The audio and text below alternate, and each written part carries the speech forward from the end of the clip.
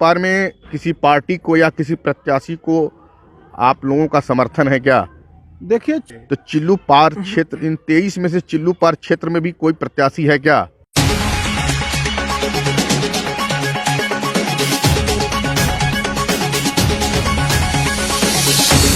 अभी हमारे साथ मौजूद हैं राष्ट्रवादी पार्टी ऑफ इंडिया के राष्ट्रीय अध्यक्ष एवं वित्त विहीन प्रबंधक संघ के संस्थापक Jayaprakash Mishra ji. One click news में आपका स्वागत है सर। जी धन्यवाद सर। तो उत्तर प्रदेश में आपकी पार्टी कितने सीटों पे लड़ रही है? हम लोग उत्तर प्रदेश में 23 सीटों पर विधानसभा का चुनाव लड़ रहे हैं, प्रत्याशी उतारे हैं 23 सीटों पर। जी। चूंकि चिल्लू पार आपका गृह नगर है, चिल्लू पार क्षेत्र, जी। तो चिल्लू पार क्षेत्र, इन 23 में से चिल्लू पार क्षेत्र में भी कोई प्रत्याशी है क्या? देखिए, हम लोगों ने उन्हीं जगहों पे प्रत्याशी उतारा है जहां हमें लगा कि कम से कम हमारा प्रत्याशी चतुष्कोणीय लड़ाई में आ जाएगा।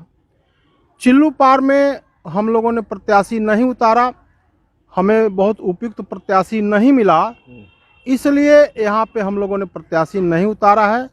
हम लोग प्रत्याशी वहीं उतारे हैं जहां हमें लगा कि हमारा प्रत्याशी मजबूती से चुनाव लड़ेगा और जीतेगा। चिल्लू पार में प्रत्याशी नहीं उतारे, क्या चिल्लू पार में किसी पार्टी को या किसी प्रत्याशी को आप लोगों का समर्थन है क्या? देखिए, चिल्लू पार चूँकि हमारा अपना गृह विधानसभा है, इसलिए निश्चित रूप से इस तरह का सवाल उठना स्वाभाविक है, जैसा कि आप बता रहे हैं।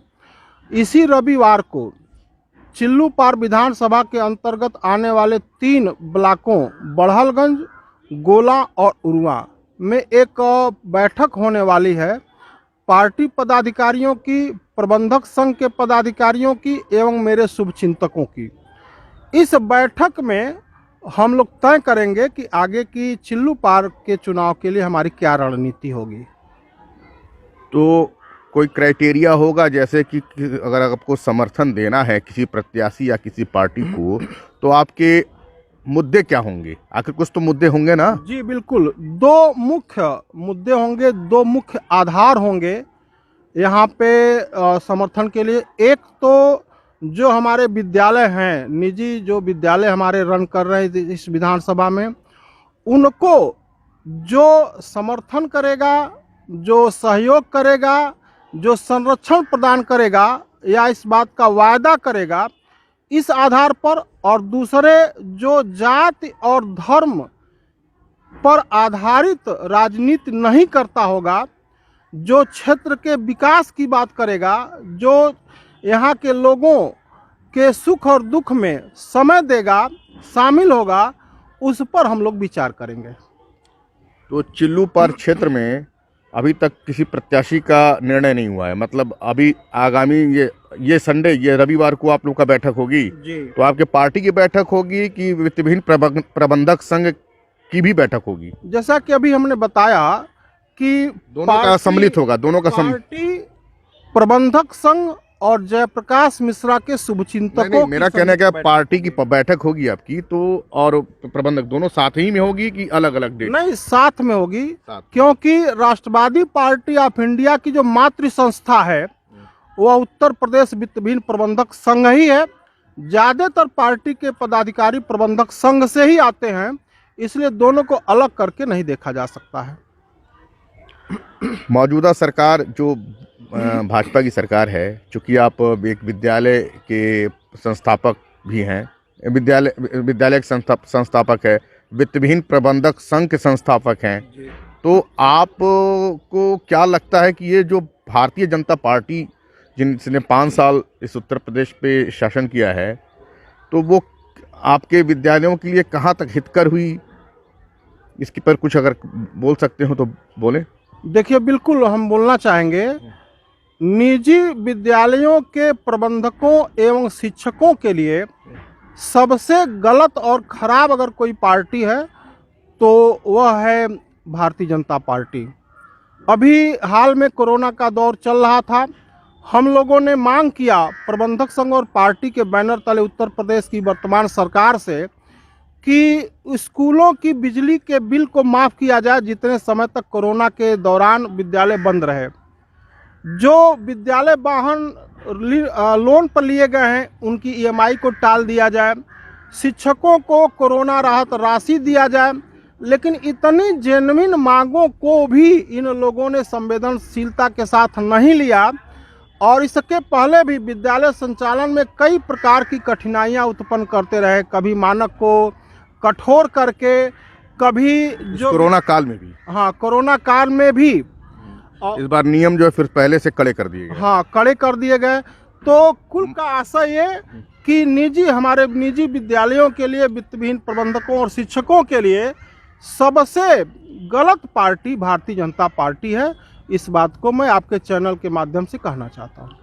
RT act, right to education के अंतर्गत जो है बच्चों को फ्री पढ़ाने का जो नियम पारित हुआ, उसमें कई मान्यता प्राप्त विश्वविद्यालयों ने उन बच्चों को पढ़ाया और लेकिन उनको पारिश्रमिक जो गवर्नमेंट की तरफ से मिलने वाली थी वो जब से नियम लागू हुआ है उम्मीद है किसी को मिला नहीं।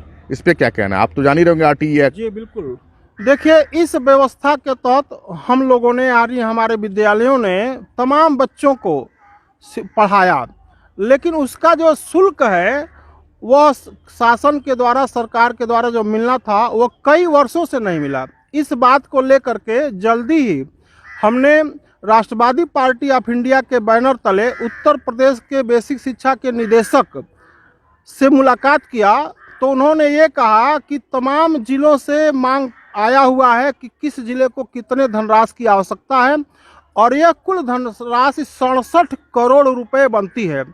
इस आशय समय बढ़ता रहेगा, 4 साल 5 साल तो बढ़ेगा ही। हाँ, 67 करोड़ रुपए की मांग उन्होंने कहा, निदेशक जी ने, डायरेक्टर्स ने, कि हमने सरकार से मांग किया है और उन्होंने हमसे यह भी कहा कि बेसिक के जो मंत्री जी हैं द्विवेदी जी, उनसे भी आप पैरवी करिए ताकि जल्दी से हमें विभाग को धन मिले और हम जो है विद्यालयों को दे सकें। लेकिन इसके बावजूद भी हम लोगों ने बेसिक के मंत्री से भी बात किया, लेकिन इसके बावजूद भी यह सरकार 67 करोड़ रुपए की व्यवस्था हमारे विद्यालयों के लिए नहीं बना पाई, जो कई वर्ष पहले बन जाना चाहिए था। कई साल पहले हम लोगों ने बच्चों को पढ़ाया, उसकी फीस हम लोगों को कोरोना के दौरान नहीं मिल पाई, जिस समय हम लोग घोर आर्थिक तंगी के दौर से गुजर रहे थे, विशेष आवश्यकता धन की थी, उस समय भी सरकार नहीं बढ़ा पाई।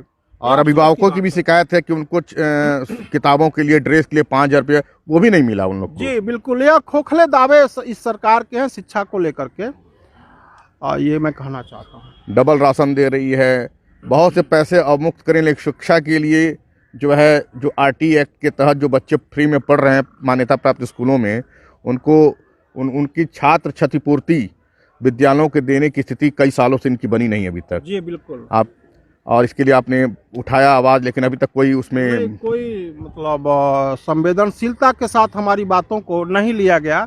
यह इस सरकार की संवेदनहीनता है और हमारे स्कूलों के लिए है।